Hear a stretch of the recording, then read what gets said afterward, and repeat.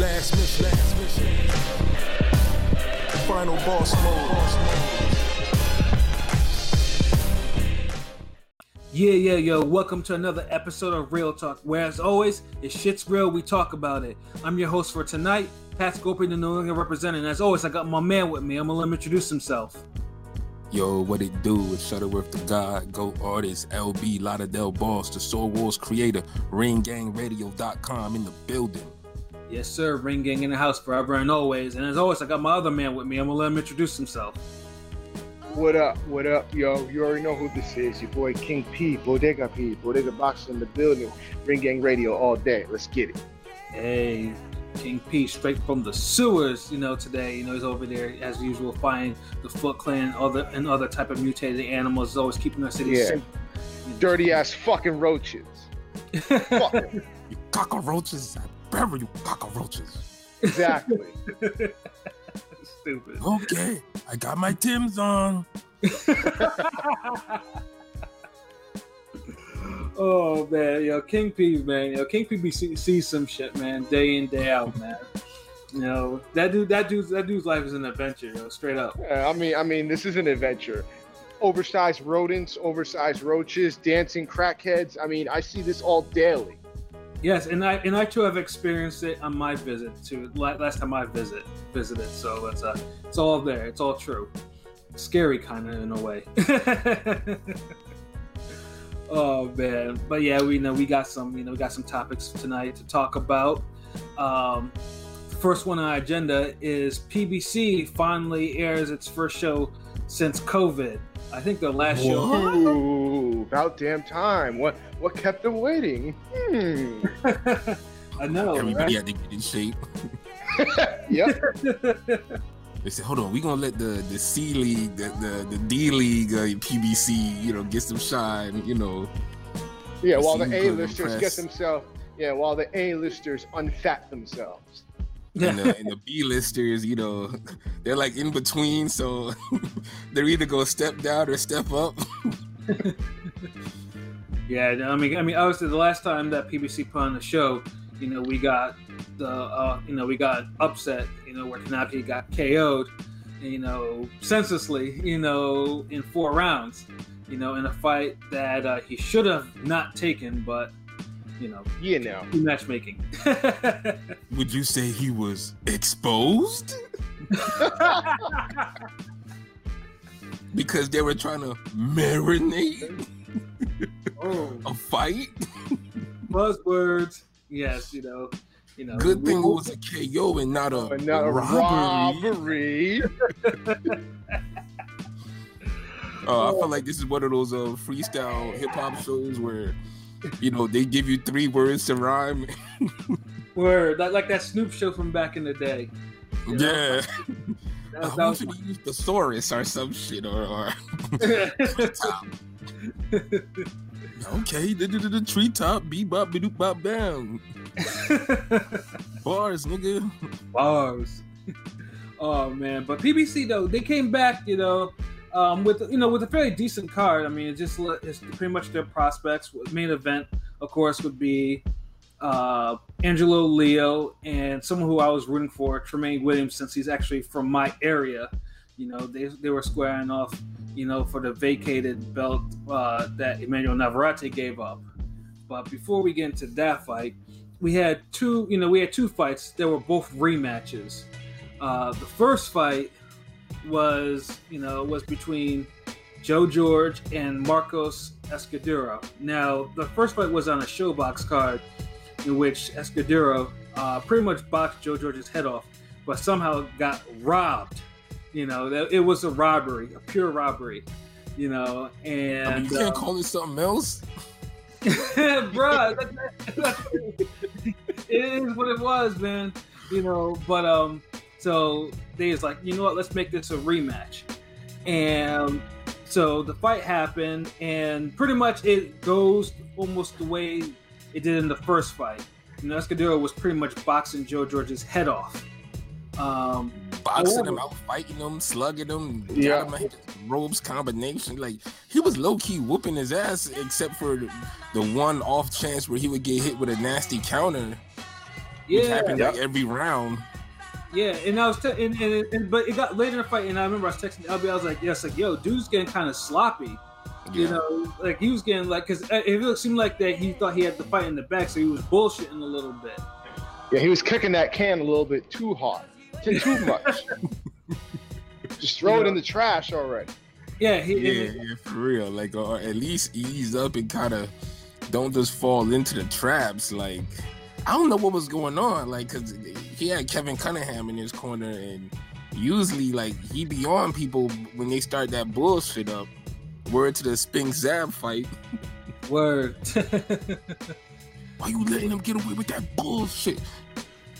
Damn. Yeah, but he wasn't getting away with it for very long. In round 9, you know, they were fighting close on the inside, and Joe George did something really sneaky. He took his right hand and placed it on the right side of dude's head, you know, as they were in there, you know, blinding him, so he was not able to see because he was leaning forward too much, and then swiftly threw a vicious fight-ending uppercut, like the shit, like on my speaker. It was like an imp. It was like boom. Yeah, you know, that was quite the Shoryuken.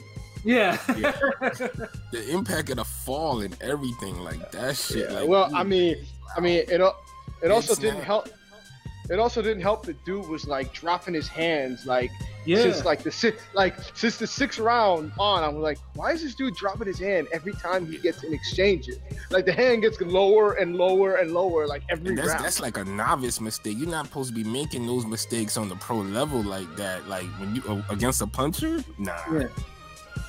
But unless dude was tired, it's because I'm like, why is he dropping his hand like every round? Like you can't lower be tired while you whooping somebody's ass. Yeah, man. I'm like, is he getting I never tired understood from that. Niggas getting tired or bored. Like, just keep doing what you're doing. What the fuck?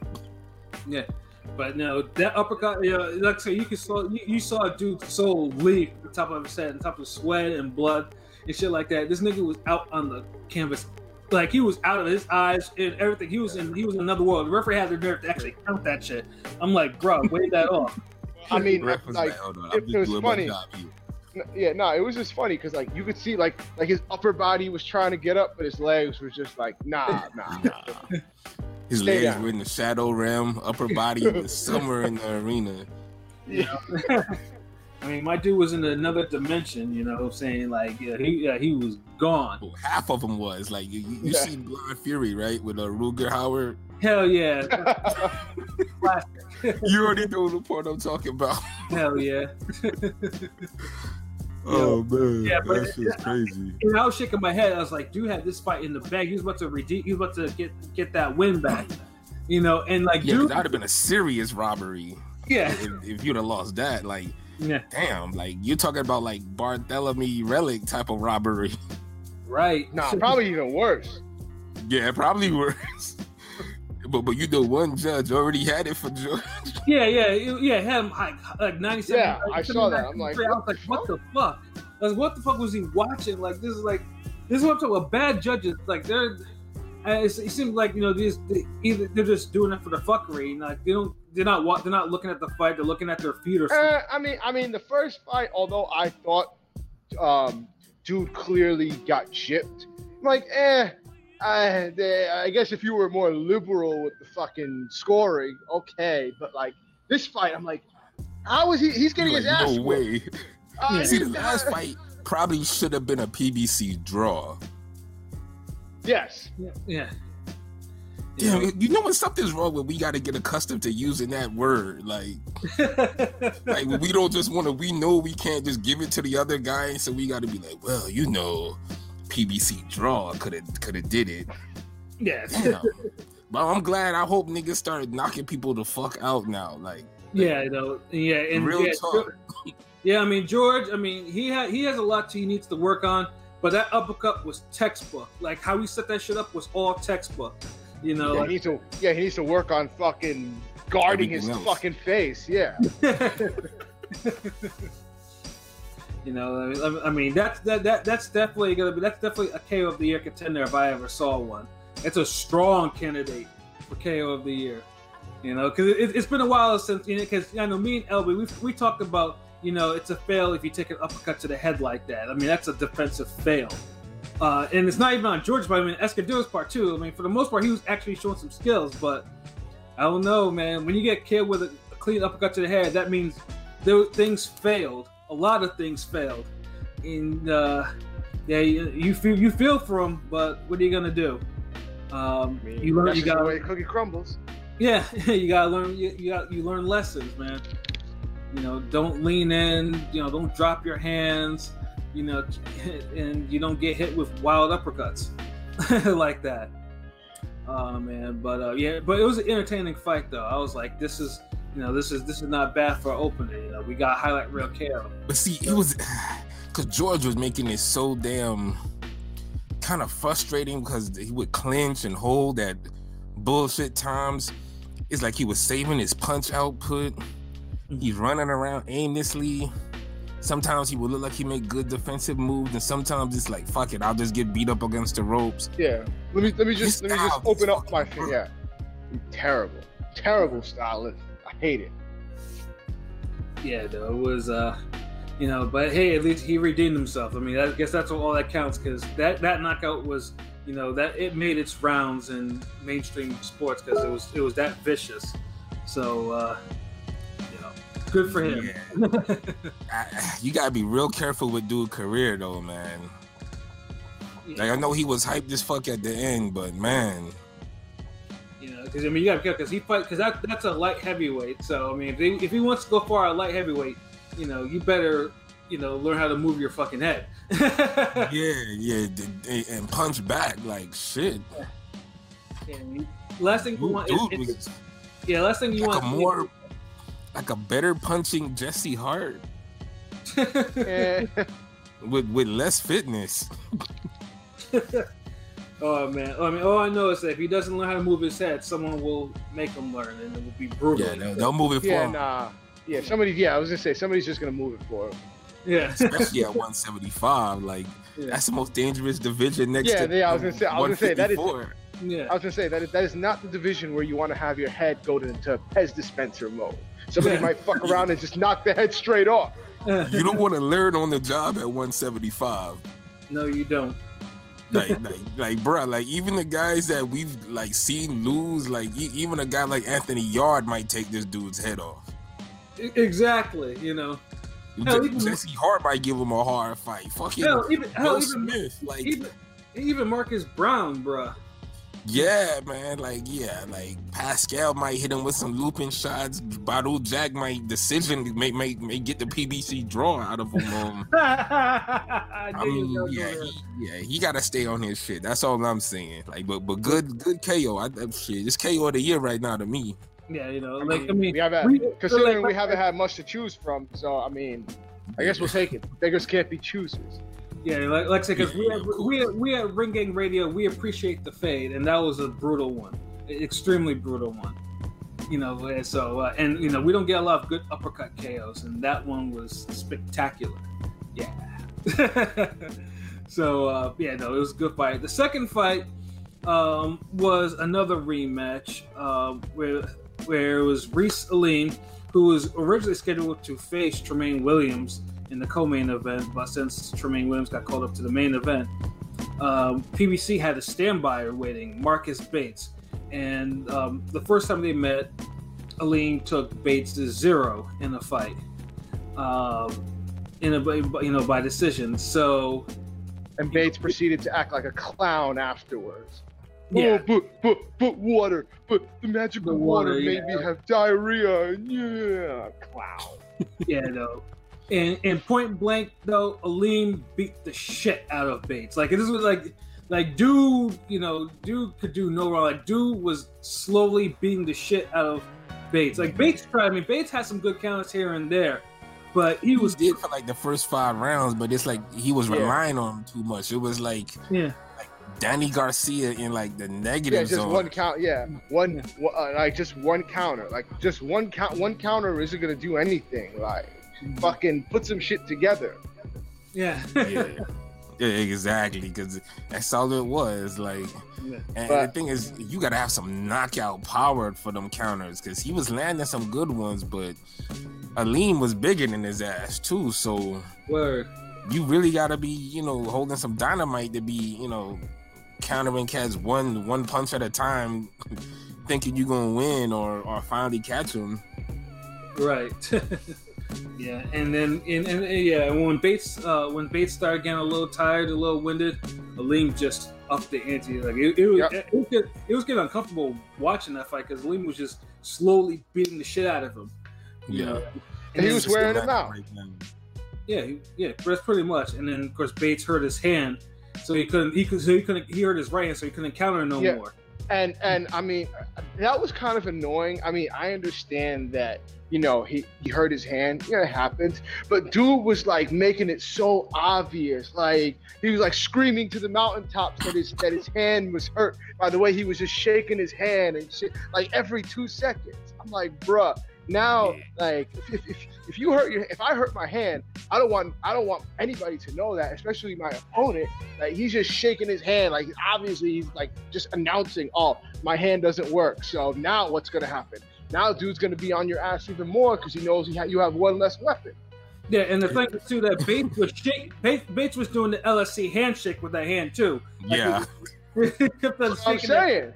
Yeah, bro, did it like every other 2 seconds. Like every 2 seconds. It was getting annoying. Like it's like being stranded in the ocean, and no one's around, and you might get picked up, you might get help, whatever, but deciding to cut your wrist or something and be like, I think people are rushing to help me now that there's blood in the water. No, the wrong niggas is gonna come to you now, like sharks, like them sharks, bro, like killer whales, like dude, like Aleem. He picked up on it and he was already being like hurried, patient. Like he wasn't overdoing the pressure. He wasn't underdoing it. It was just enough. Like that's that. No, that's what I like. And I texted LB. I'm like, I like this guy's style. He's got his fast combos and he's pressuring him, but he's not just like throwing just for the sake of every punch means something. He's taking his time. Like, kind of remind me like how Virgil Ortiz be breaking dudes down, but Virgil Ortiz kind of gives you a little more like he does it like in a faster way. Yeah. But hey, as long as it get the same results, Bates fucked up by just blocking too much, bro. Like he was taking all the shots on his hand. Bombs. Yeah, no, and that's what got his hand hurt. It's just like you can't keep doing that all the time. Letting dudes tee off and you block. Look, you gotta turn them. You gotta pivot. You gotta roll the punches, man. You can't just block like that. Like unless you got some Mickey Ward, winky right forearms, then chill with that shit. Yeah. Like if somebody's practicing hitting your fucking forearms with bamboo sticks or some shit, like you in the next kickboxer, fall back. Use a different way to block. Or parry something, man. But that wouldn't happen if he was throwing back. Like he would have probably got knocked out, but he would have had a better fight. Exactly. Like he just kind of took the whooping a little bit, Yep. He didn't protest too much. Yep. And then of course, I think Aleem in the finish, he landed a final combination that had this dude turn away in pain. And then Aleem, well, obviously, he went to fall and went to try KO him, but the referee finally saved him. Because I'm like, one more couple of shots and he was gonna go down anyways. And he still caught him with that follow-up cleanup shot at the end. Hell yeah. Come here, don't you walk away from me. That's one of the, you talk some shit to your dad and you about to go to your room and he just rush up behind you. Bow, nigga, what's wrong with you? Yep. I'm sorry. But no, Aleem though recently he impressed the fuck out of me that night. Like, yes, definitely one to watch. Yeah, and this is what I was also saying. I was second LB is like it's good that 122 finally got some black fighters in there because 122's hasn't been represented like has it been black fighters in a while. Hasn't that always been the Mexican division? One of them, yeah. Yeah, but at least back in the day, you would have your Mark II Sharps, your Tim Austins. Right. Some people just come. I'm not saying that those specific ways, but around those divisions, like after a while, it's like you don't even get that no more. Right, exactly. But it seems like for once we actually have that at 122. Like you actually have. You don't even get your Zahir Rahims no more. Facts. So I think now, well, there's a blast from the past. Yeah, I mean, because I think most people like they try to bulk up to get to the because 122 is not really a division in the U.S. that makes a lot of money, or at least makes the kind of money that probably want to make. So, it's quite the filler division. Well, 122. Oh yeah. Well, not now. 122 is actually pretty loaded for the time being. Yeah, nowadays, yeah. Yeah. No, but I'm saying it always gave me like filler vibes, like back in the day, like motherfuckers that are too big for too big for bantamweight,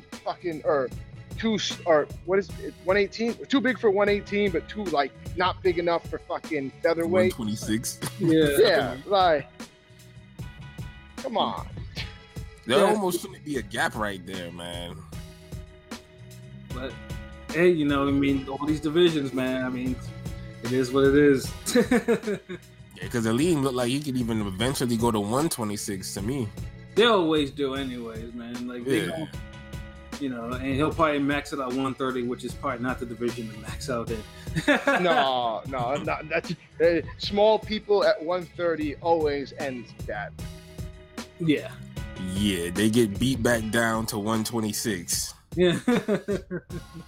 Or they lose a decision at 130, and it's like, yeah, I probably could have won if this is at featherweight. So fuck all this shit. Oh man, but yeah, no, Aleem, and that was an eliminator too. So I assume that Aleem will probably get a title shot in the very near future, probably by sometime next year. Yeah. I really would have. It would have been interesting to actually see if he would have fought Tramaine. That would have been a good fight. Yeah, and speaking of Tramaine Williams, as I mentioned before, I was rooting for him to become champion because Connecticut has not had a world champion in 7 years. Not since Chad unfortunately lost his to Superman in Canada, in the first round, which irritated the hell out of me that night. That happened. So I was rooting for a guy that was getting the last minute title shot. I'm like, okay, this is it right here. Connecticut, CT was gonna represent.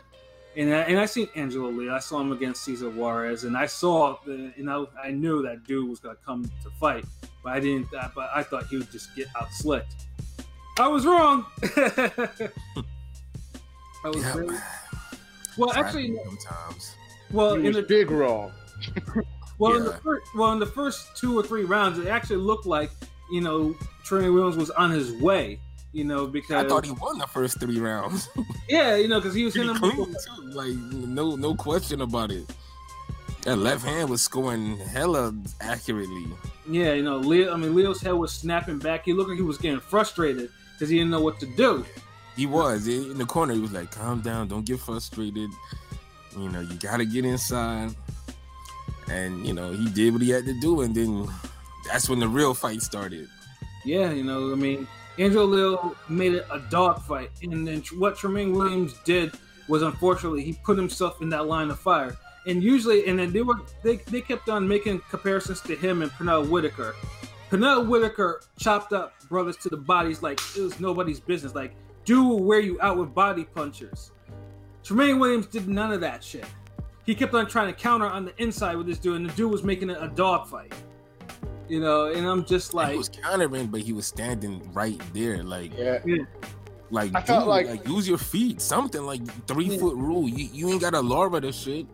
I felt like Tramaine was operating like he had tank power, and if he had more power, it would have worked. But he just didn't have the firepower. He was operating like he had Gary Russell speed, tank power, fucking Who's the guy for toughness down there? Like he was just trying to use everybody else's attributes instead of his own.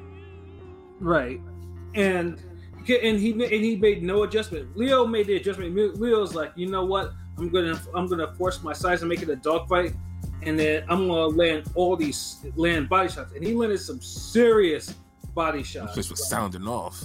Yeah, like he was chopping dude down to the body, and then doing that, Tramaine Williams' work rate went down, and like he basically by the later round, you know, it was just like, I mean, you knew he needed like a knockout, but that wasn't coming, you know. Cause, that wasn't happening. You know, because you stayed in front of him. Like, if you got to set something up to where, like, even George had the damn sense to do that shit. Right. I mean, his opponent he kind of made it easier for him being sloppy, but at the same time, if you got somebody who's committed and they're throwing some bombs at you and they're just going face forward, you know, you could still set something up. Maybe that's even a better than them getting sloppy, because they're not thinking they could get knocked out, so they're coming at you full steam. Like, you gotta just set the trap. Yeah, and you know, he did neither of those things. He just basically all he did was just stay inside and just get chopped up to the body and eventually to the head. You know, it's just, I mean, he took him. I mean, he was a tough guy. I mean, he took that. He took him. Yeah, his toughness. He definitely was a tough motherfucker, but he just fought the wrong fight. Yeah, even his trainer was like, toughness alone don't win fights, man. like Tramaine Williams' trainer, like you hear him in that slow draw, is like, "You're blowing the fight, son." You know, this is mad low. I'm like, damn. Yeah, mad low. I can barely hear him. Like, but yo, that's the real talk though. When you just on some regular, hey, our dreams for the title are gonna have to take a nap.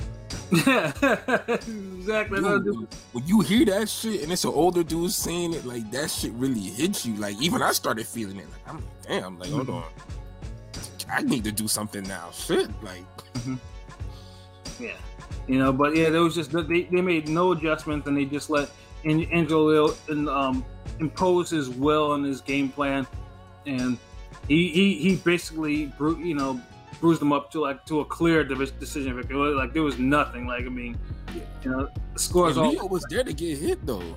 He was. I'm like, damn it, man! Why don't you counter this Mexican blue face looking ass motherfucker? He was there to get hit, but Tramaine didn't have like the power or the speed to really outbox him, or like. Really, he was just operated all wrong. Like, he operated like he had attributes that he didn't have. That speed was there in the first 3 rounds. Seemed like he had the power too, because that left was snapping dude head back. It's like he had all the tools, he just ain't use them right. Exactly. When it was time to change the game plan and just kind of go into, you know, the second mode, it's like he couldn't. Yeah. So, I mean, back of the line. Maybe next time. Now I want to see a Liam and Leo fight.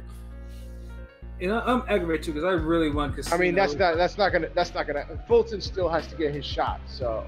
Yeah, I know, but you know, Aleem, you know, look like that dude. Like, Aleem earned. Definitely, he definitely is gonna be right up next. I wouldn't be surprised if now they try to make Aleem and Williams now again. Like, I wouldn't be surprised if they just do a whole do-over of what was supposed to happen. Well, actually, you know what? Make it the fucking undercard of the damn Leo Fulton.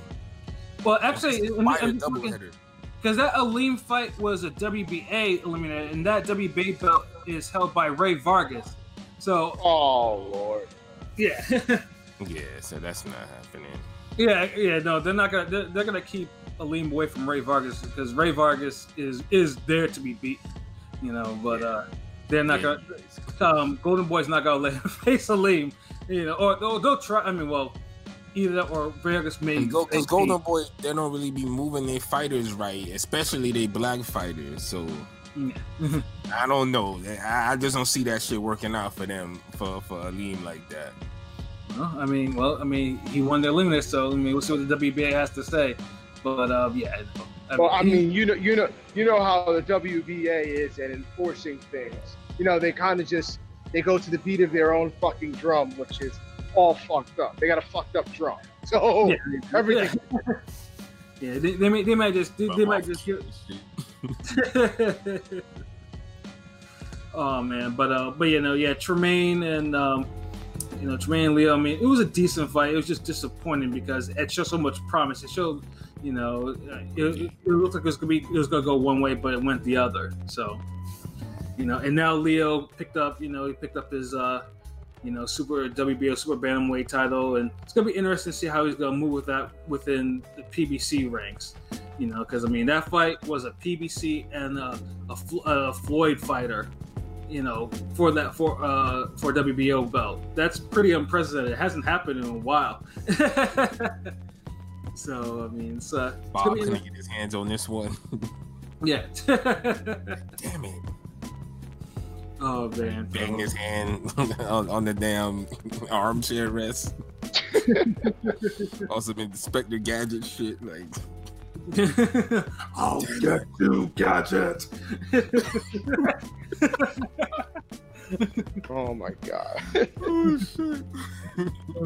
But overall the card was cool. You know what I'm saying? It was not a bad offering. It was a good mid card. It was a good.